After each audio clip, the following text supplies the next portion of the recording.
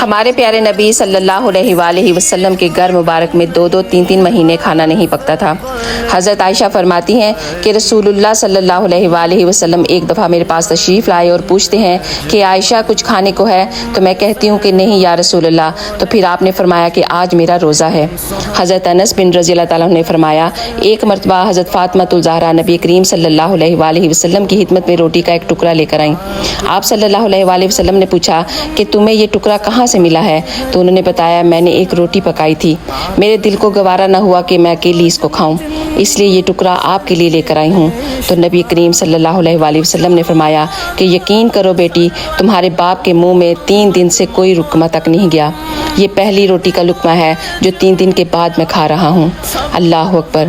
حضرت سیدنا عائشہ بتاتی ہیں کہ آل رسول نے کسی بھی دن 2 وقت کھانا نہیں کھایا، اس میں ایک دن کھجوریں ہوتی تھیں اور ایک دن پانی ہوتا